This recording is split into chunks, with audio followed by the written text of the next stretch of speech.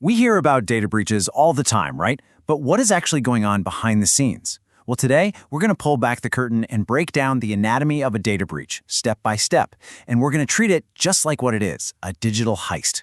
Okay, let's jump right in. You know, it feels like this mysterious, chaotic event. But honestly, most breaches follow a surprisingly predictable playbook. And we're going to walk through that playbook right now. From the very first moment a hacker picks a target, all the way to the final fallout for the victims. So, before we get into the heist itself, let's just make sure we're on the same page about what the thieves are actually after. What is a data breach, really? At its core, it's pretty simple. It's when someone who shouldn't have access gets their hands on sensitive data. But think about it. This isn't just abstract ones and zeros. We're talking about everything from your private emails and passwords to a company's most valuable secrets. It's personal. And honestly, the best way to think about a data breach is to picture a classic heist. The attacker is the thief, and all that data, that's the treasure locked away inside a vault. And just like any good thief, they don't just run up and smash a window. Oh no, they plan. So, let's start where the hacker starts, the prep work. This is the quiet part of the attack, the phase where the attacker is, casing the joint, looking for the easiest way in. Every good heist really starts with two things: doing your homework and having a plan of attack. First up is reconnaissance, where they study the target from the outside. Then they use all that info to figure out their way in, to create that perfect entry point. And this isn't some crazy high-tech wizardry you see in the movies. A lot of it is just silent, patient intelligence gathering. Attackers will scan public records, social media, online forums, anything to find employee names, the kind of software a company uses, or any known security bugs. They're literally building a blueprint of their target before they ever make a move. And that brings us to the most common entry point of all. It's usually not some complex, movie-style hacking. It's us, a person. A carefully crafted fake email, what we call a phishing attempt, tricks someone into clicking a bad link or giving up a password. That one moment of human error is so often the key that unlocks the entire building. It's that single weak link they've been hunting for. Okay, so the trap has been set, the employee has clicked the link, and the attacker is in. This is the break-in.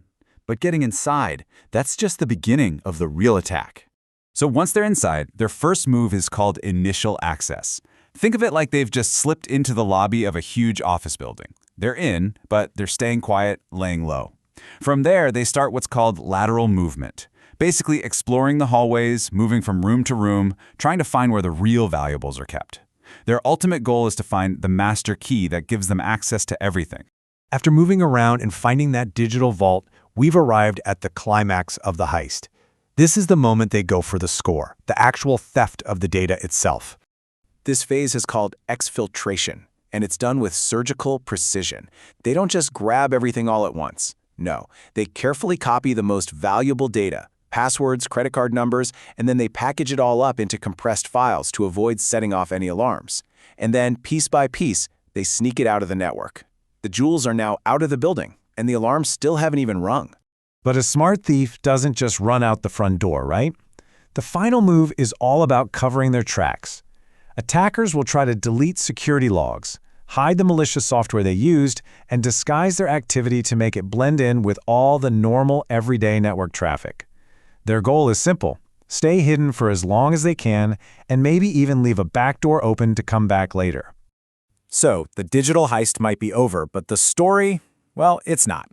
Now we get to the fallout. What happens to the data? And more importantly, what happens to the people whose data was just stolen?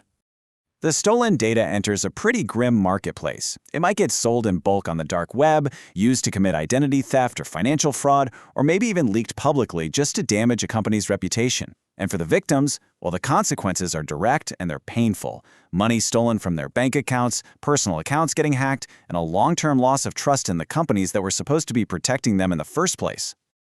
Okay, so after seeing this entire process, from the initial planning all the way to the fallout, what is the single most important thing to understand about how all of this is even possible? And here it is. This is the most crucial thing to get about how these attackers succeed. They don't try to defeat every single security system. They don't need to be all-powerful hacking geniuses. They just need one. That's it. One employee who clicks the wrong link. One piece of outdated software. One weak password. That single point of failure is all it takes to unravel the security of an entire organization and compromise the data of millions of people. And that brings us to the final and maybe the most important question of all. Knowing that it only takes one small vulnerability for this entire chain of events to unfold, what's yours?